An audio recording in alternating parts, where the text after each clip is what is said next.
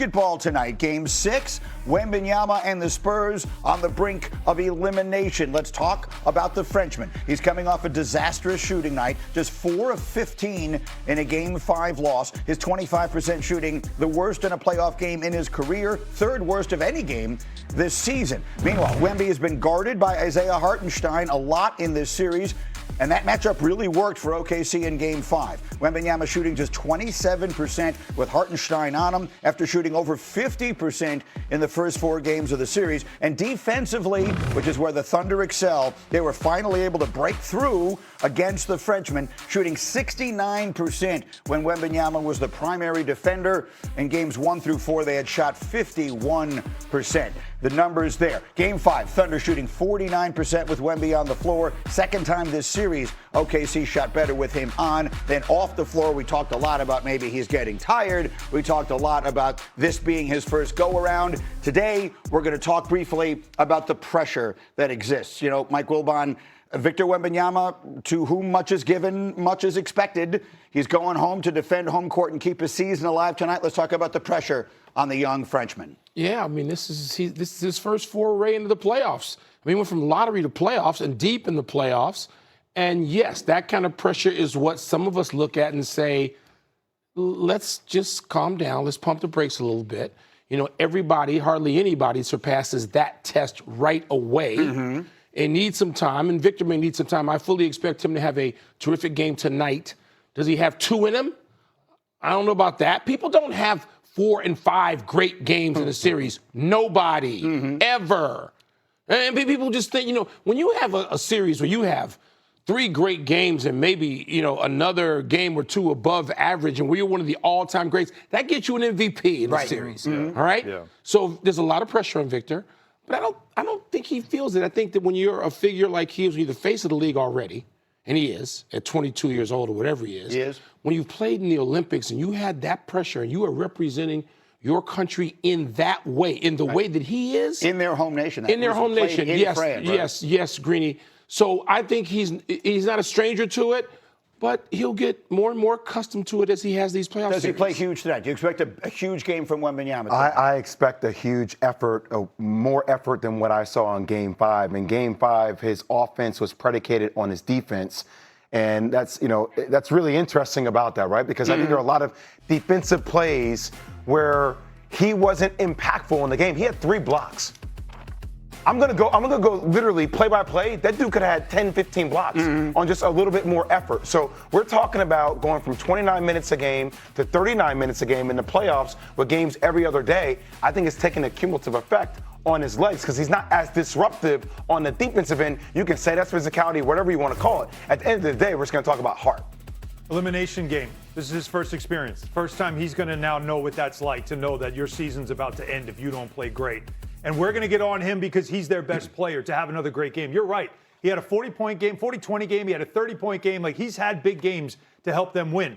Others need to step up. Yep. I know guys are banged up. I understand it's the playoffs. Guys like De'Aaron Fox, you got to raise your level. Like, you need a secondary player to cover for him. Or a couple of them. And give him some. They were not getting anything out of their others. However, for Wemby, there's only one thing to talk about. Number 1, play through that physicality because you know you're going to keep seeing it. You got to play through it. Number 2, 1 offensive rebound, unacceptable. Not at your size. Unacceptable when your team shoots 40%. That means there's a lot of rebounds available to you. 1 offensive rebound for a guy his size in the minutes he played, that's got to be better. That's the area I'm watching. But I think that points to, I hate to use the word tired because it sounds like, you know, something you can overcome.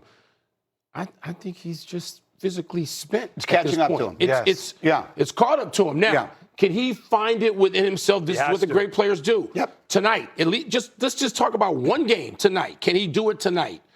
I think he can and will. So if he does, then we get a Game 7. If he doesn't, then OKC goes back to the finals. And if that happens, then Shai Gilgeous-Alexander is going to join a list of company that I think is going to make your jaw drop. This is the entire list through the history of the NBA of players to win MVP and make the NBA Finals in consecutive seasons. Steph Curry, LeBron James, Michael Jordan, Larry Bird, and Bill Russell. You see the ones that are spot shadowed there won the MVP and the title in consecutive years. Bird never won back-to-back MVPs. Steph won that MVP the year they won 73 games and lost. But the point remains. Shai Gilgeous-Alexander's name would be added to that list, which I think, and I give credit to I'm forgetting where I first heard it, so I can't give credit. But Chris Canty was the one who said it first. He said, we're going to have some uncomfortable conversations about Shai Gilgeous-Alexander because he's a terrific player. He deserves to be the MVP of the league. Are we ready to put him in that company? I think you do that later. I think we get so carried away now with legacy and all these things. Let's see where this goes. Because first of all, Shai Gilgeous-Alexander is entering the prime of his career.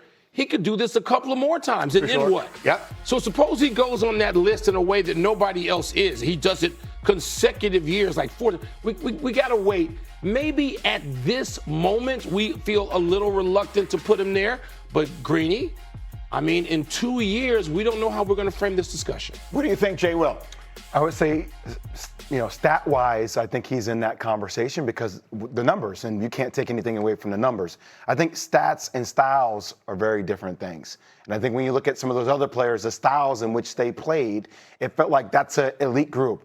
And I still think we're waiting to see how that style eventually emerges for SGA because, attacking a lot of free throws, falling down to the ground a lot. Look, nobody's taken away from how brilliant he is offensively. It's just a very different style that people aren't going to associate with the other styles. Let's say it more directly. I'm not old enough to have watched Bill Russell. Steph Curry, LeBron James, Michael Jordan, and Larry Bird were among the most enjoyable players to watch in the history of this or any sport. You couldn't take your eyes off of them. A great many people don't enjoy watching SGA play. It's not taking anything away from him. He has found a way to play that is extremely effective. They've won a championship and may very well be on the verge of winning another. They may very well be at the beginning of a dynasty that lasts a decade. But the reality is, when you watched Michael Jordan play, when you watched Steph Curry play, when you watched Larry Bird play, you were mesmerized. You were glued. It was magical to watch. And this is a never-ending parade to the free throw line. And are they going to blow the whistle or are they not going to blow the whistle?